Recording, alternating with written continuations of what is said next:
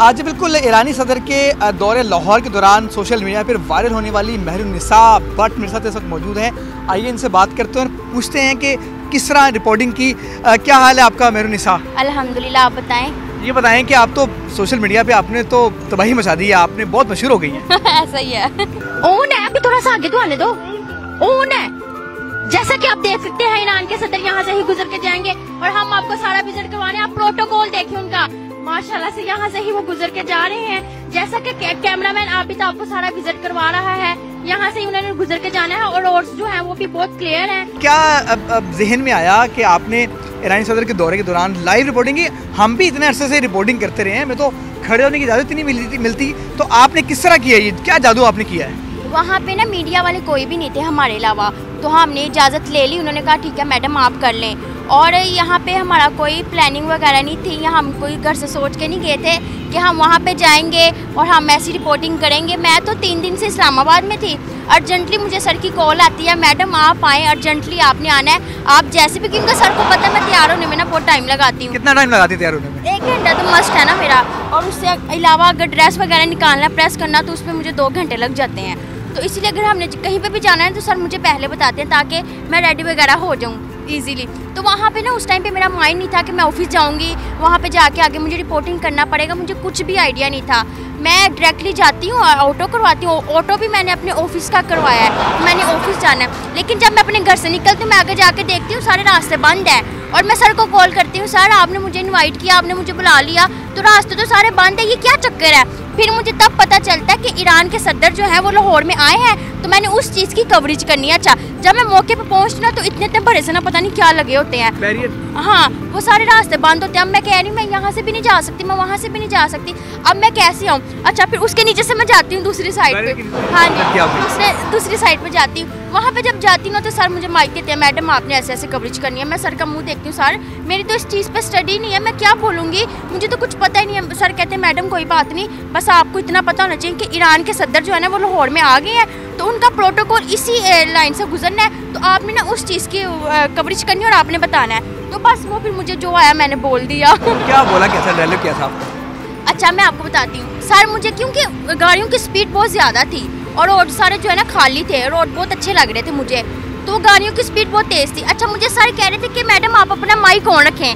मैं कह रही थी सर मेरा माइक ऑन है, आप अपना कैमरा ऑन रखें, और मुझे ये भी नहीं पता कि कैमरा ऑन है, रिकॉर्डिंग मेरी चल रही है। अच्छा, वो मैं सर को कह रही हूँ सर मेरा माइक ऑन है, आप अपना कैमरा ऑन रखें, रोड चेक करें गाइस, यहाँ से ही उनका प्रोटोकॉल गुजरेगा। माशाल्लाह से कैमरामैन अभी तो आपको सारा विजिट करवाता रहेगा। ये आपने माशाल्लाह भी बड़ा कहा, ये कैसे ज़हन में आ गया आपके? मैं बताती हूँ, क्योंकि उनका जो प्रोटोकॉल था ना वो मुझे बहुत अच्छा लग रहा था। उस टाइम पे मैं सोच रही थी काश ऐसा मेरा भी प्रोटोकॉल हो, ऐसा मैं भी गाड़ियों में आऊँ तो है ना, जो रोड खाली हो और मेरी गाड़ियाँ गुजरे, मेरे आगे पीछे गाड़ियाँ हो, तो मुझे बहुत अच्छा लगा। तो मैंने उनका वो प्रोटोकॉल देख के ना मैंने माशाल्लाह बोला।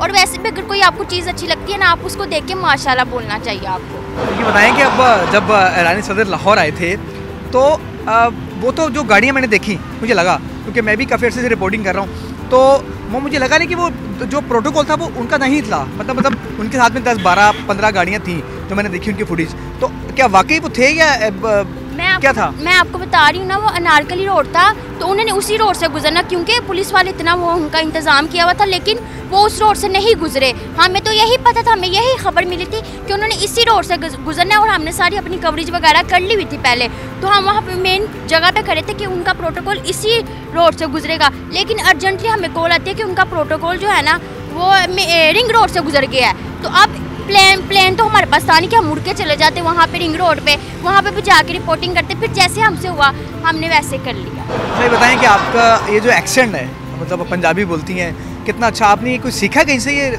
और क्या एजुकेशन क्या आपकी, और किस तरह आप इससे रिपोर्टिंग में अब जो है वो क्या सोचती हैं, किस तरह आएंगी? एजुकेशन मेरी मैट्रिक है, अभी एजुकेशन मेरी चल रही है, और इसके अलावा मुझे इस फील्ड में 3 से 4 माह हुए हैं।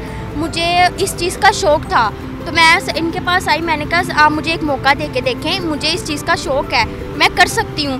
तो इन्होंने मुझे मौका दिया, तो बस फिर अल्लाह की तरफ से मुझे भी मौका मिल गया। शोहरत मिल गई आपको? हाँ जी। शोहरत से कुछ लोग जेलस भी तो होते हैं कि मतलब कुड़ी तो होने आई है नवी नवी, मैं आपको बताती हूँ, कुछ लोग मेरे से जेलस भी होते हैं, कुछ लोग मुझे अच्छा भी समझते हैं। जैसे आपको मैं अच्छी लगी, आप इतनी दूर से मेरे पास आए, मेरे लिए यही बहुत बड़ी बात है, ठीक है ना। मैं लोगों के पास जाती थी इंटरव्यू करने, तो आज आप मेरे पास आ रहे हैं, मुझे ये बहुत अच्छा लग रहा है। और इसके अलावा लोग मुझे कमेंट्स कर रहे हैं कि इस लड़की को जाहिल है, पेंडू है, इसको बोलना नहीं आता, ये लाहौरी है, ये है। मतलब कि क्या हम जो आपको चीज़ बताना चाह रहे हैं वो तो आपको पता चल रही है ना।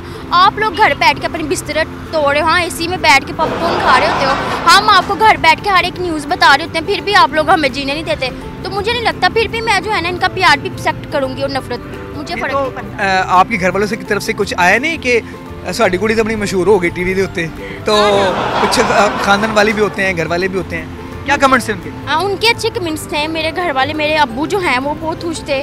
और जो मैं आपको बात बता रही हूँ ना कि जो लोग मेरे अब्बू को बातें करते थे ना बाहर, जहाँ पे वो बैठते थे खाना वगैरह, जो उनके दोस्त थे, आपको पता है ये फिर हमारी फील्ड है, तो तेरी दीदी अंजी दी है, मतलब कि ऐसे चली गई तो उन रोकिया नहीं है वो।